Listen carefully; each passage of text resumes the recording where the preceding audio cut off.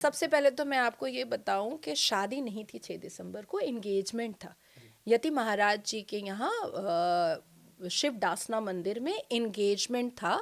और जो कार्ड छपे थे उसका भी प्रूफ मेरे पास है। वो एंगेजमेंट रिंग सेरेमनी के कार्ड छपे थे। तो वो शादी नहीं थी, वो रिंग सेरेमनी था। पहला झूठ मैंने उसको सत्य में बदला है। दूसरा कि मैं चाहती थी कि इतने ज़माने से, इतने साल से जो मुसलमान इस देश में रह करके ये दावा करके कि वो संविधान को मानते हैं, वो देश के सर्वोच्च न्यायपालिका को बहुत इज्जत देते हैं, बहुत रिस्पेक्ट देते हैं, तो देश के सर्वोच्च न्यायपालिका का ही तो वो ऑर्डर आया था कि वो राम मंदिर है। उसके बाद भी आज भी ब्लैक डे मनाना ये अच्छा नहीं है। एक मुसलमान बेटी एक इतना बड़ा फैसला की है। अब मुस्लिम कम्युनिटी में विधवा होने के बाद उसने अपनी दूसरी शादी का निर्णय लिया है।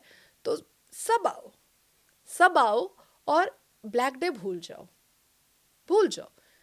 आशीर्वाद दो, दुआएं दो मुझे। जो हिंदू हैं वो आशीर्वाद दें, जो मुसलमान हैं वो दुआएं दें कि भाई आज से 6 दिसंबर नाजिया के खुशियों के नाम हम ब्लैक डे नहीं मनाएंगे। और हमारा इस्लाम भी इस बात के लिए वाज़ाह करता है। प्रॉफिट मोहम्मद सल्लल्लाहु अलैहि वसल्लम, बी पीस अपॉन हिम, ने कहा है कि अगर आपके घर में किसी की वफ़ात हो जाए, आपके खुद अम्मा और अब्बा में से किसी की वफ़ात हो जाए, मतलब डेथ हो जाए, तो आप 3 दिन से ज़्यादा सोग नहीं मना सकते हैं। आप उन मोहतरमा की बात कर रही हैं जिनकी अभी शादी टूट गई है, 6 दिसंबर को करने जा रही थी राम मंदिर में, कोलकाता अच्छा, में गिरफ्तार हुई मैं हैं। अपने हिंदू भाइयों से बस इतना पूछ रही हूँ। शबनम खान या कोई भी एनीबडी XYZ मुस्लिम हिंदू लड़के से शादी करेगी, आपको क्या बेनिफिट होगा उससे? मुझे बस इतना बताइए। हिंदू भाइयों को क्या फायदा मिलेगा उससे? क्या वो 10 बच्चे पैदा करने जा रही है? क्या वो उस हिंदू के साथ 10 बच्चे पैदा करेगी मुसलमानों की तरह? नहीं करेगी। हमारे धर्म की मैं एक चीज़ और बता दूं। मैं लड़की हूं या मैं लड़का होती, मैं जिस भी दूसरे धर्म के व्यक्ति से शादी करूंगी या करूंगा, पहले उसे मुस्लिम बनाऊंगा, तब शादी होगी मेरी। कि प्रपंच क्या ऐसा तो नहीं था कि मुस्लिम धर्म से आई, इस्लाम धर्म से आई मुस्लिम महिला, हाँ, ठीक है, और हिंदू से शादी करके। मुझे तो लगता है कि अगर इस तरीके का कुछ लोग ऐसा कर रहे हैं, मैं जानती नहीं हूँ आप किसकी बात कर रहे हैं, पर मैं ऐसा बता रही हूँ आपको, अगर कुछ लोग ऐसा कर रहे हैं, तो जिससे शादी हो रही थी उस हिंदू भाई से पूछिए, कहीं वो मुसलमान बनाने को तो नहीं बोल रही थी महिला आपको? ये भी हो सकता है। अच्छा, यहाँ उल्टा हो सकता है। आपको पता है, कुछ जैसे आपने मुझसे अभी पूछा ना, ऐसे ही किसी महिला या किसी के बारे में कोई मुझे उत्तराखंड से फ़ोन आया था कि बहन जी ऐसा कुछ है, आप बताइए।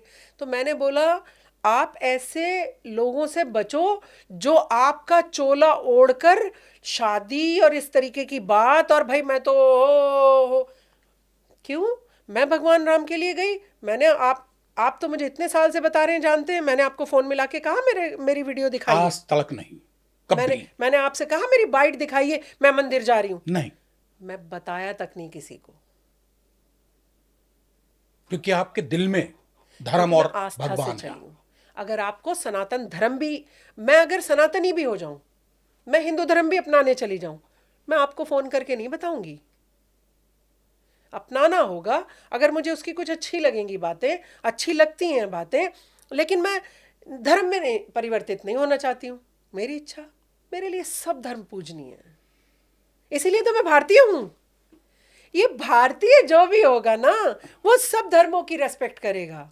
अगर कोई गड़बड़ कर रहा है, भारतीय नहीं हो सकता, क्योंकि हमारी तो रग रग में संस्कृति है, हमारी रग रग में प्रेम प्यार सौहार्द की गंगा बहती है, अगर शब हम भारतीय हैं तो। शबनम खान जी।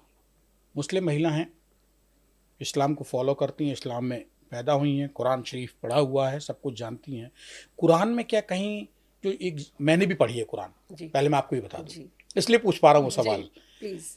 कुरान में एक जगह कहीं ऐसा लिखा हुआ है, कोई आयत, कि आप अपनी बीवी के अलावा 3 और महिलाओं से शादी कर सकते हैं, लेकिन उसकी शर्तें हैं कि वो तीनों महिलाएं अलग अलग किस कैटेगरी की होंगी, किन हालातों में कर सकते हैं, अगर आपको याद आ गई हो और मैं नहीं, सही जगह पहुंचाऊं। नहीं, मुझे तो याद है।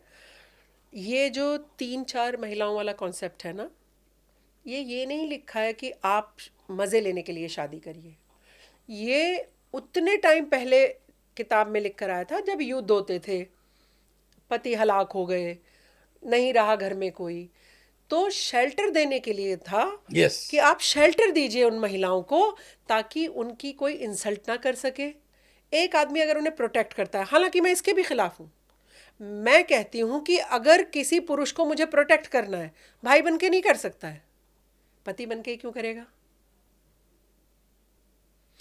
महिला को प्रोटेक्ट करने के लिए बिस्तर की जरूरत नहीं है, आप मेरा भाई बन के भी तो कर सकते हैं मुझे प्रोटेक्ट, मेरा बेटा बन के भी तो मुझे प्रोटेक्ट कर सकते हैं, मेरा अच्छा दोस्त बन के भी तो प्रोटेक्ट कर सकते हैं। दोस्त भी प्रोटेक्ट कर सकता है, बिस्तर पे जाने वाला पति बन के ही प्रोटेक्ट करेंगे आप 4 को 5 को 6 को, क्यों? पति बनने के बाद क्या आ जाएगा ऐसा? वो मैं उसका भी मेरे दिमाग में एकदम क्लियर कॉन्सेप्ट है, क्योंकि समाज, अगर आप भाई बन के मेरे साथ रहना शुरू कर दें, 10 दिन मेरे घर रह लें, उसके साथ रहती हैं, वो रहता है, भाई नहीं मानेंगे। इसलिए शादी का कॉन्सेप्ट दिया, इसलिए कहा कि क्योंकि औरतों को फिर किसी के घर में जाके, मैं आपके घर आ जाऊं रहने, पड़ोसी आपके कहने लगेंगे अरे ये पता नहीं कौन आ गई है, बहन नहीं पूछेंगे, बेटी है नहीं पूछेंगे, कहेंगे पता नहीं कौन रह रही है, इसके साथ तो पता नहीं कौन रहती है। इस वजह से कहा शादी करके प्रोटेक्ट करो। वो पुराने समय की बात है, वो कुछ और बात थी, जब युद्ध में कोई हलाक हो जाता था, घर में कोई रहने, वो भी विधवा, गरीब, जिसके घर खाने को नहीं है या कोई ऐसी चीज़, बिस्तर पे ले जाके मज़े मारने के लिए नहीं। मुल्लाओं ने तो ये बना लिया, हमने तस्बीह हाथ में ले रखी, 15 साल वाली, 20 साल वाली, 25 वाली, मेरी तो 50 साल की हो गई, अब मैं 20 साल वाली वाला चक्कर चलाता हूँ कुछ। ये मुल्लाओं के कॉन्सेप्ट हैं। इस्लाम को अपनी तरह से लिखा, अपनी तरह से सुनाया, अपनी तरह से करवाया, अपनी तरह से हम पे थोप दिया।